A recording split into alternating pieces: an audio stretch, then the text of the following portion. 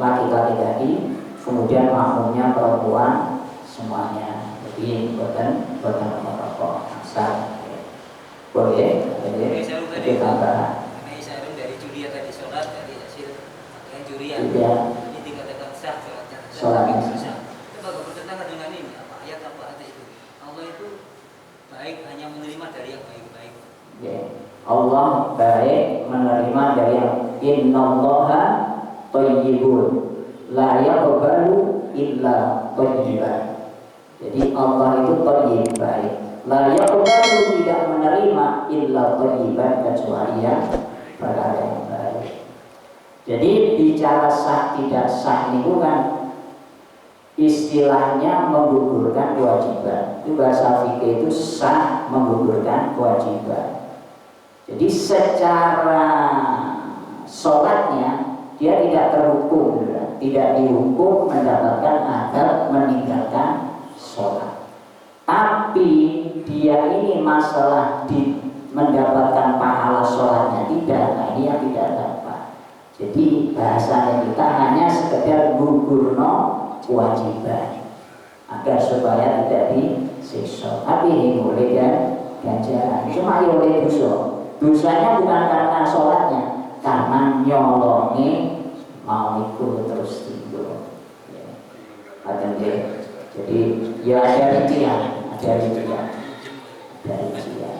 Caranya halal yang nilai mata, dia halal gitu. Karena setiap masjid itu ada sudah sarung-sarung yang umum untuk sholat. Jadi bagi jamaah ataupun rukuk.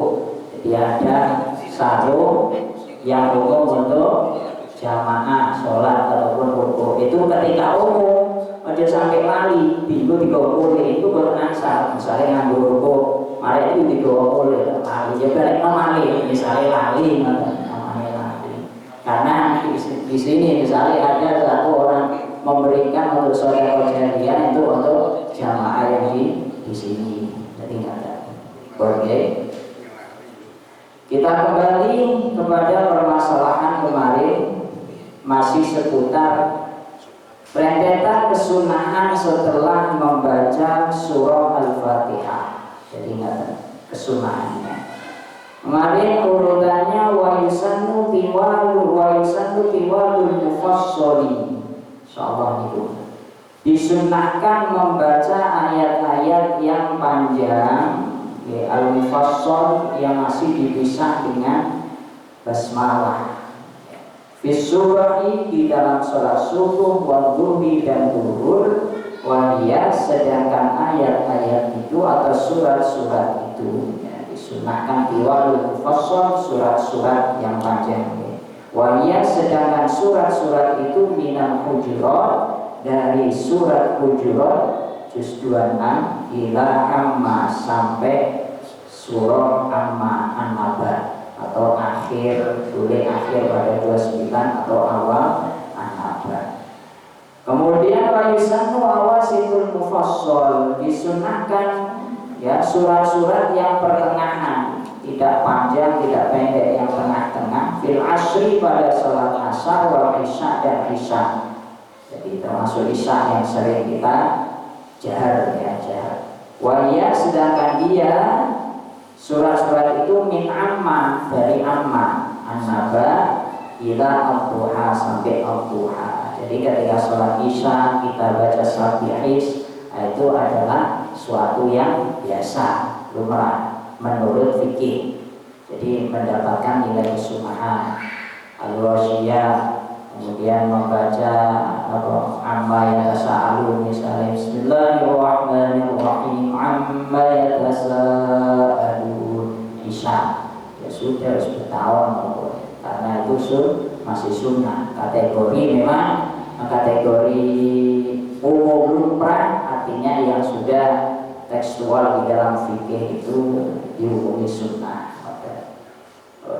Berikutnya walisannu dan disunnahkan antakunal qiraah adalah bacaan surat itu ala tartibil mushaf, ala atas atau berdasarkan tartibil mushaf, Tartibul mushaf itu urutan mushaf. Jadi urut berdasarkan urutannya mushaf. Maksud berdasarkan urutannya mushaf itu bagaimana? Jadi misalnya mari maca Al-Duha rakaat pertama, berarti rakaat kedua ya Alam Nasra atau Atin yang di bawahnya, tidak dibalik. Jadi tidak selesai maca, misalnya habis maca An-Nas rakaat pertama, rakaat kedua Al-Falaq. Nah, itu berarti dia bukan tertib. Bukan tertib. Yang dikatakan tertib itu ya dari Al-Baqarah, kemudian Ali Imran terus ke bawah sampai An-Nas. Jadi urut. Jadi walaupun tidak urut, tapi maksudnya urut di bawahnya, baca di bawahnya. Itu sunnah. Karena hal itu berlandaskan sebagaimana yang pernah satu ketika Sayyiduna Abdullah ibnu Mas'ud pernah ditanya sahabat Rasulullah, amman yaqra'u bitankis, tentang orang yang membaca Al-Quran dengan tangkis. Tangkis itu kuali, maksudnya kuali marek moco Al-Quran duri Al-Lail. Jadi yang mengambil Al-Duha Alam Nasra Al-Duha Al-Lail. Jadi kebalik. Faqala, maka beliau mengatakan dzaka mangkusul qalbi, itu adalah termasuk terbalik hatinya. Dikatakan hatinya itu walik hati. Jadi walaupun tidak batal ya, tidak batal, tapi paling utama ulang jenengan mojone jadi berurut. Nah, kemudian misalkan saya pada rakaat pertama habis Fatihah membaca An-Nas, baca An-Nas berarti parah bos, mau ayu kemudian mau Fatihah boten, jadi karena Fatihahnya sudah dibaca langsung Al-Baqarah. Wadallin amin. Bismillahirrahmanirrahim. Alif lam mim. Rakaat kedua. Karena urutannya. Tapi aja dibaca kabeh Baqarah niku. Lima ayat sekaten makmum ya kan. Jadi urut, jadi urutan. Boleh mawas sampai wa ulaika humul muflihun. Cuma ada mewati gitu. Baqarah sufi ya. Cuma urutannya misalkan pada rakaat pertama kok An-Nas. Atau ada lainnya itu. Ketika terlanjur mungkin ya. Orang itu terlanjur. Kadang orang itu lupa. Misalnya kalau maca idazul sampai wa may ya'mal mithqala dzarratin khairan yarah wa may ya'mal mithqala dzarratin syarran yarah. Kemudian rakaat kedua kok kula maca Al-Duha. Fa amma bi ni'mati rabbika fahaddits, ya isun rakaat pertama maca idazul. Agar supaya dapat kesunahan maos ayat malih yang di bawahnya surah idazul. Misalnya aku At-Takatsur, Bismillahirrahmanirrahim, Alhaakumut takatsur, kersane dapat kesunahan tartibul mushaf, urutan. Memang tertib dalam Al-Quran itu ada tartibul tanzil, ada tartibul mushaf. Itu ketika kita ngaji ulumul Quran, ilmu tentang masalah Al-Quran. Kalau tartibul tanzil itu urutan turunnya Al-Quran berdasarkan asbabun nuzul. Jadi ya, di dalam satu riwayat pertama kali yang turun kepada Rasulullah kan surah Al-Alaq, Iqra bismi rabbikal ladzi khalaq. Tapi nyatanya surah Al-Alaq Iqra ini tidak diletakkan pada yang pertama di Al-Quran, tapi justru yang pertama Al-Fatihah. Karena itu Iqra niki pertama kali turun disebut tartibut tanzil. Jadi urutan di dalam turunnya. Tapi kalau urutan mushafnya itu pertama kali Fatihah. Kok bisa ngoten? Kenapa tidak yang pertama kali Iqra saja? Kan turun pertama Iqra saja, ini halaman pertama ya Iqra, yaitu sudah istilah dalam ilmu Al-Quran tauqifiyun, satu ketetapan yang sudah ditetapkan oleh Rasulullah, itu tidak lain adalah memang wahyu dari Allah, dari perintah Allah. Jadi ketika setiap kali Jibril itu turun, itu sambil pesan kepada Rasulullah. Misalnya turun surah Al-Alaq, engko Al-Alaq niki urutane sakwise surat ini. Jadi setelah turun satu ayat niku dipeseni Al-Fatihah adalah secara mushaf pertama, Al-Baqarah sakwise Fatihah. Jadi sudah diatur, sudah disampaikan oleh Jibril kepada Rasulullah, sehingga hal itu bukan hasil istihad dari ulama atau dari sahabat, tapi sudah tauqifi ketetapan Rasulullah. Dan ya, itu. Berikutnya wa yusannu, dan disunnahkan al-ityanu bil warid, membaca, mendatangi atau membaca bil waridi, dengan surat atau ayat yang datangnya dari Rasulullah. Artinya apa? Contohnya itu langsung dari Rasulullah. Jadi sunnah wawal afdol, sedangkan dia adalah yang paling utama mutlakon, secara mutlak. Jadi sunnah bagi kula jenengan itu maos surat yang dicontohkan oleh Rasulullah ketika di dalam satu sholat tertentu. Dan maksudnya itu yang paling utama, dan keutamaannya itu mutlak. Contohnya apa? As-sajdah, seperti membaca surah As-Sajdah, wal insani, dan surah Al-Insan, fi subhil Jum'ati, pada subuh di hari Jumat. Nah, jadi ketika kula dengan berbicara sholat subuh di hari Jumat niku, ternyata Rasulullah itu berdasarkan hadis yang sudah datang ya, membaca sholat subuh rakaat pertama niku surah As-Sajdah, yang kedua rakaat kedua membaca surah hal ata alal insan, atau surah Al-Insan ya, surah Al-Insan. Niki termasuk kesunahan dan merupakan bagian daripada al-afdol, perkara yang paling utama yang sifatnya mutlak. Jadi yang sifatnya mutlak berarti kan seyuniannya, sebetulnya seyuniannya kula jenengan itu setiap Jumat yang mempraktekkan ini, karena ini warid datang langsung dari Rasulullah. Jadi kalau dengan membaca surah Sajdah ini bukan dalam rangka kepingin mempraktekkan sujud tilawahnya. Justru ada sujud tilawahnya, bukan karena sujud tilawahnya. Bisa kepingin sholat ning Baitur Rahman rakaat pertama harus sujud tilawah, bukan itu.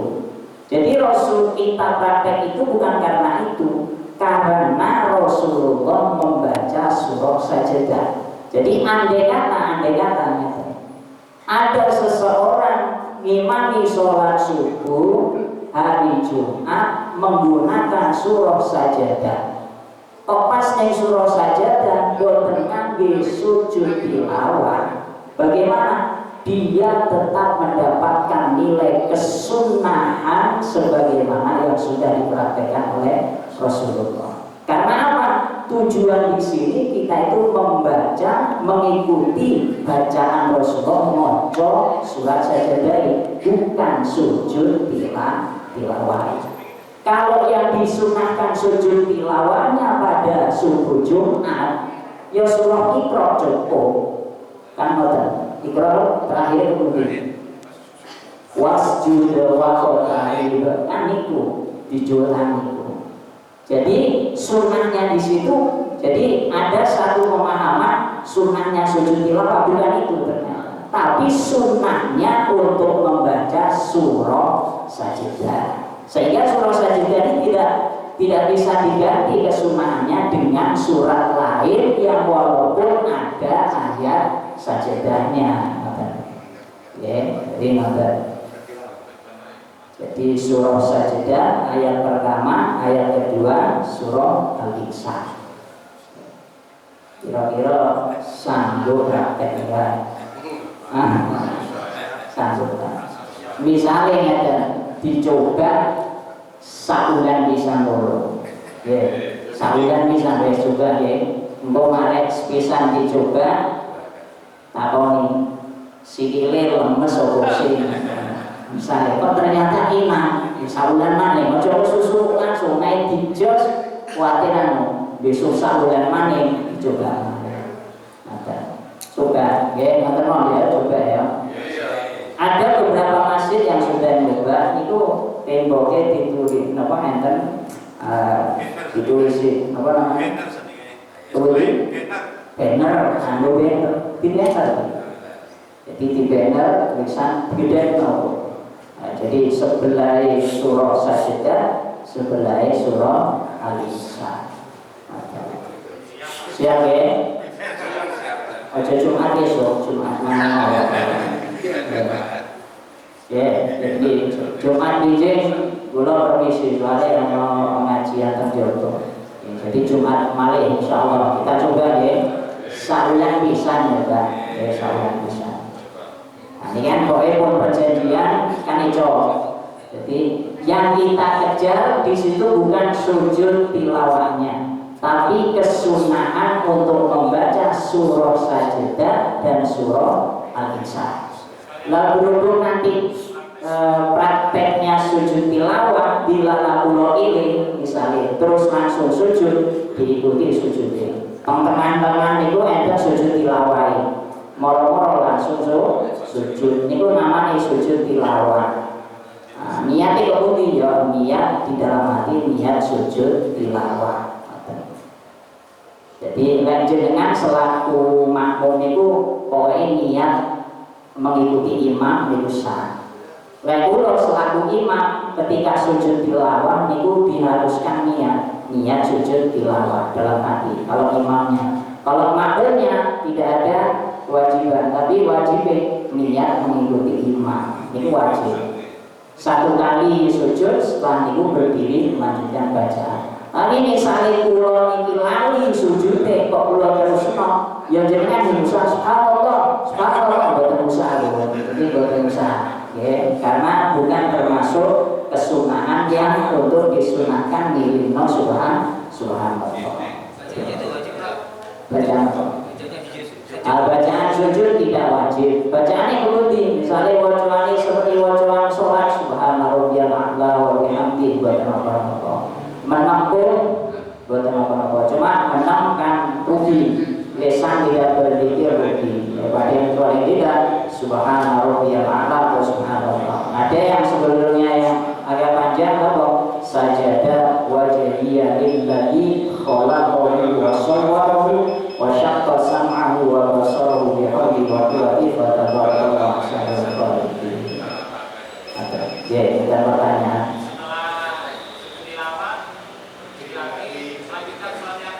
Iya, itu kan ada di pertengahan Mas ya, di pertengahan surah Sajdah. Itu berarti imam sedang malih dengan sedang malih. Imam melanjutkan bacaan ayat sampai matur baru mungkin rukuk seperti dia rukuk tidak sujud. Kalau ikrar terakhir, ketika kalau terakhir dia tetap berdiri posisi berdiri sedekah. Kalau kepengen melanjutkan pada surat lain silahkan, kalau tidak berarti setelah itu langsung rukuk. Kalau itu prakteknya sujud tilawah di dalam sholat, jadi bisa bisa. Boleh, atau mau juga, ya boleh. Insyaallah itu kita coba.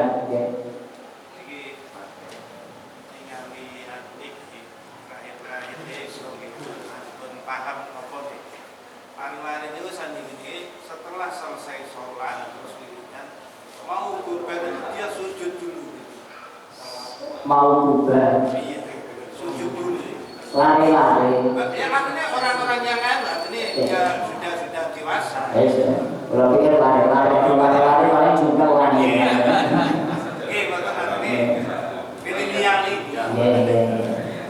Jadi secara kita tinjauan fikih, kajian fikih, orang sujud di luar sholat itu kan tidak diperbolehkan. Jadi bahkan dihukumi haram. Jadi sujud di luar sholat dihukumi haram kalau dia niat sujud. Tapi kalau tidak ada niatan sujud, tidak tidak sampai dihukumi haram. Nah, sekarang dia ditanya, dia niatnya itu barang sujud, dia sujud, terus barang dungo. Walaupun dia tujuannya berdoa, tapi sujudnya bukan di dalam sholat atau sujudnya bukan sujud yang disyariatkan dalam Islam, misalkan sujud tilawah, sujud sahwi, sujud syukur, itu sebetulnya haram. Jadi haram. Ya, sehingga doa di dalam sujud itu apa? Jadi dalam sholat itu atau sujud tilawah, sujud syukur itu baru diperbanyak untuk doa. Ada ya? Sujud dalam bentuk ini apa? Rasa syukur lah ya. Habis masukkan gol, sujud alhamdulillah. Ya, permohonan sujud. Ya betul apa? Tidak masalah. Jadi boleh sepak bola. Cuma yang nggak boleh jangan sampai dan ini kalau ngomong asal kok, ini tawaran itu. Misalnya totoan 1 juta. Kalau menang sujud syukur ini kalau menang totoan itu bukan dan sujud syukuri totoan ya itu jangan arahnya ke situ ya. Kalau ya digunakan rawan totoan bisa kan. Oh iya. Harus menghadap kiblat. Adapun masalah disyaratkan suci atau tidak suci, ini ulama berselisih pendapat. Cuma mazhab Syafi'i itu mengharuskan bersuci dan menutup aurat. Kalau ada di antara mazhab lain itu tidak masalah, ya tidak bersuci. Misalnya kemarin itu menang di luar kantor pendek, langsung sujud. Itu mengikuti mazhab lain. Tapi Syafi'i harus menutup aurat dalam keadaan suci. Boleh ada yang baca surat Ar-Rahman itu Pak, sering saya sungguhi di malam Jumat itu saya baca Ar-Rahman. Ada sunahnya. Di luar sholat. Sholat pertama. Sholat apa nih? Sampai di malam Jumat. Malam Jumat. Coba nanti saya cari. Selama ini kalau belum menemui ada kesunahan dari itu yang kesunahan di malam Jumat itu di dalam sholat, maksudnya itu di waktu subuh Jumat itu. Kalau pendapat yang hadir yang dipertanggung jawabkan, ya nanti juga saya lihat, saya tolak barangkali ada. Betul ya. Mudah-mudahan apa yang kita kaji di kesempatan malam hari ini diberikan kemanfaatan oleh Allah Subhanahu wa taala. Kita tutup akhir majlis dengan kafarah. Subhanallah wa bihamdihi, asyhadu an la ilaha illa anta, astaghfiruka wa atubu ilaik. Shallallahu ala sayyidina Muhammad wa ala alihi wa sahbihi wa sallam. Walhamdulillahi rabbil alamin. Al-Fatihah.